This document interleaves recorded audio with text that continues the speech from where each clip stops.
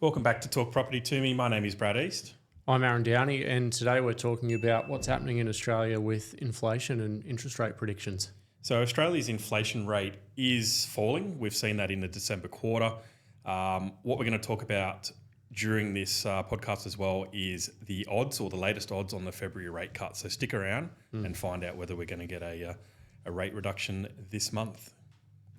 Probably the best thing to start off with is just breaking down the difference between the goods inflation and services inflation, and then also the headline inflation figure. Yep, so the headline inflation figure was 2.5, so that's down from 2.8% in the previous quarter. Goods inflation was 0.8 and services inflation is 4.3, which is still quite high. Yeah. Now, the difference between the two, a lot of people don't understand the difference between those two, so I'm going to explain that. Yeah. Goods inflation is physical things that you're buying. Groceries, fuel, electricity, dwellings, building costs, all those things. Some of the things that can influence that, or I guess those prices, is supply chain issues, global oil prices, manufacturing costs. So fuel, and believe it or not, fuel and electricity prices have actually eased a lot, especially fuel. So fuel has dropped substantially, and I've noticed it out and about. So the average, I think at the moment is, you're getting some fuel below $2, which is quite good. Yeah. And that goods inflation is below realistically where it should be. Correct. It's at 0.8. Yeah. So that's very low. Yeah. So if you're a supplier of this, you own a shop or retail or anything like that, you're hurting at the moment. Yeah, for sure. You're really hurting because there's just no growth. There's no demand in that sector. So then the next one is inflation for services. So that is non-physical items. So you've got your rent, your healthcare, insurances, education, travel, all those things that there isn't really a physical thing you're buying. You're buying a service or you're buying something in general.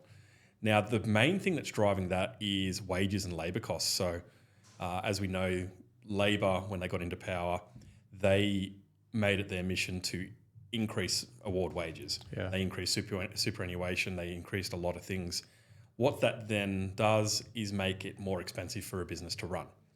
Now, Which it's a double-edged sword. correct. You need wage growth, but businesses are also hurting a lot. Correct. So you can't expect a business to then just absorb that decrease in net profit. So what they do is then they pass that cost on to customers or consumers. That then drives up the price of things. So your holiday just got more expensive, your healthcare, your insurance, your education. Other things that sort of really are affecting that at the moment is the loss during COVID. Especially the education sector with foreign students. I know that the amount of foreign students coming in during COVID was very, very low. So I feel that some of these providers are trying to recoup some of those losses by increasing prices once demand increased. Yeah. With services as well, do you think it's potentially a decrease in service providers, which is then putting an increase? Less competition. Yeah. Well, it's less competition, so Yeah. maybe those service providers are passing on the cost to consumers, but there's also less of them, therefore they can increase their prices because nobody's competing with them. I'm looking at one of the ones that did increase quite a lot was childcare. But childcare goes hand in hand with insurance, because if you run a childcare facility, you have a lot of insurances. You also have a lot of wages because there's a lot of staff. You have 100%. You have set amount of educators per what do you call them, children or students or whatever you want to call them. You've got a certain amount they meet, so they will hit hard. That's going to pass on to mum and dad that are sending their kids there. Yeah. So that's the reason. So, but when we look back as a whole, that headline figure, it's 2.5 versus 2.8 for the previous quarter. It has dropped. Yeah, and for a quarter, that's pretty significant. Yeah. We are going to do an episode, not today, but a later episode talking about the rent prices across Australia at the moment, but there is indications at the moment that rental prices are starting to drop. Yeah, so that's the thing. Rent is included in that services inflation, and we need to dedicate a whole episode to it. But Across the board, like Brad said, rents are starting to decrease in a lot of markets. which is then going to have a major effect on inflation. So you got that 0.8 plus that what is it, 4 point something. You add those together, that's what you get the 2.5. Yeah. One of those major ones in the services, once that starts to drop, it's going to have a huge effect on the inflation figures. It'll actually put us in negative. And as a percentage, rent is a pretty big portion of that services figure. Very huge portion of it. Yeah. So impact on, so if you're buying a property or an investor, rate cuts are going to obviously lower your repayments. It's good for first home buyers. Affordability is going to increase a little bit, but that's also going to drive growth, in my opinion. Yeah. So if there's people out there at the moment that are waiting for these rate reductions because they can borrow more, by the time that comes around, the place they wanted to buy is probably worth more than they can afford anyway. Yeah. And I know we're only talking about this now, but all of these indicators are here, with the banks, with their forecasts, but all of these figures are starting to come out and they're all positive signs. And we've mentioned it in previous episodes. Banks are offering a low fixed rate at the moment. Correct. Which, what does that tell you for future interest rates? I've got some news for people. Banks are not in the business of doing you a favour. So if they're offering you a fixed rate of 5.5%, it's not because they're doing you a favour and go, hey, look, let's lock in at 5.5%. Yeah. They think it's going to go well below that, so they want to absolutely screw you by locking you in at 5.5%, knowing it might go down to 5%, and they make money off you. Yeah.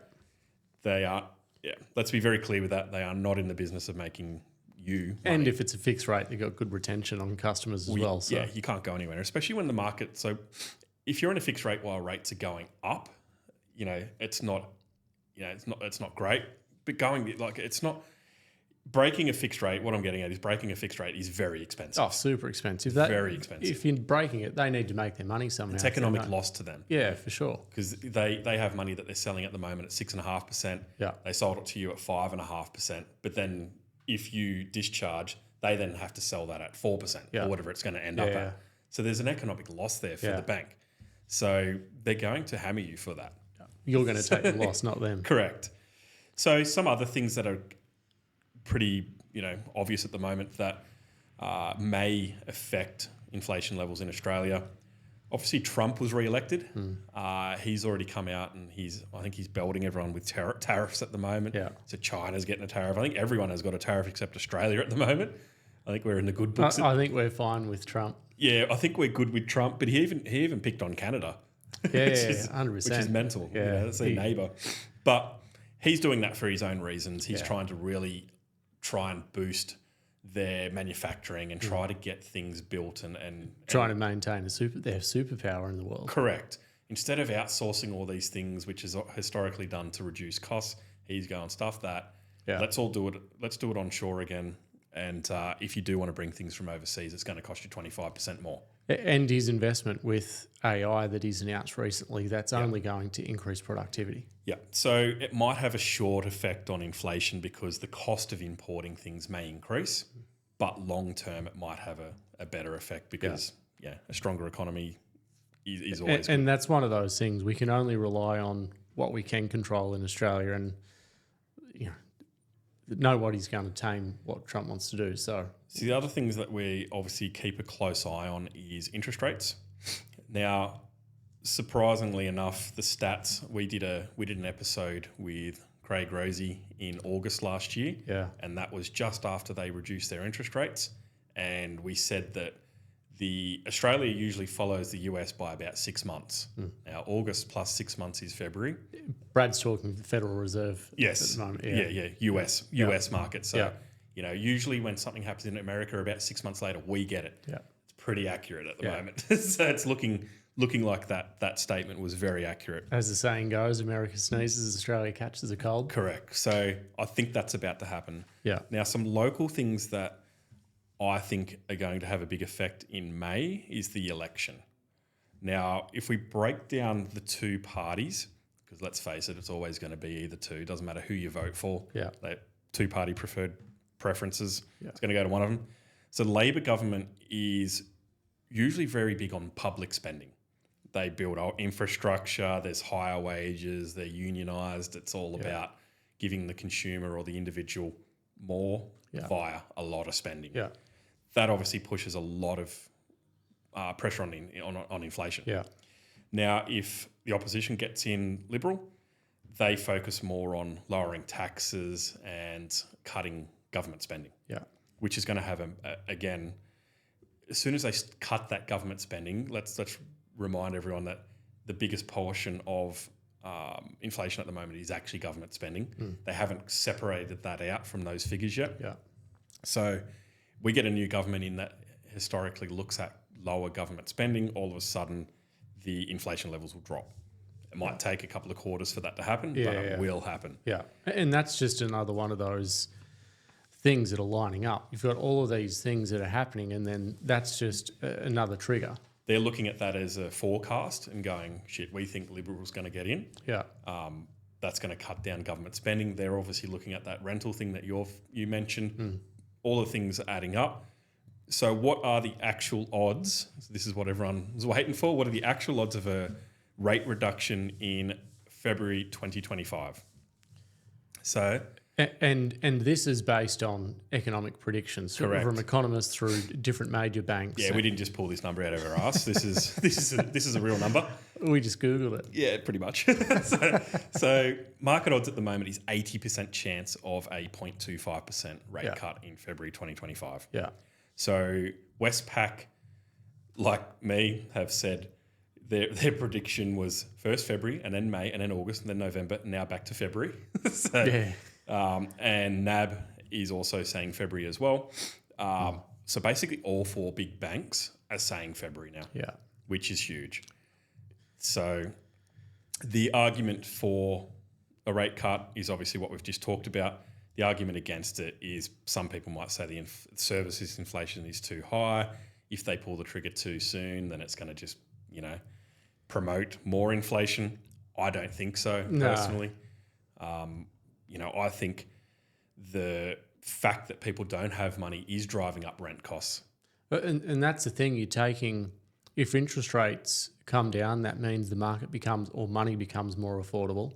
That means more people can enter the property market for purchasing, which then decreases the amount of people in the rental market, which of course then lets tenants or potential tenants renegotiate their rents, which brings down that service inflation even further. You drop that rate. Let's think about if you're a landlord and rates get cut, some won't decrease their rent because they're arseholes or whatever. Some will. There's a lot that will.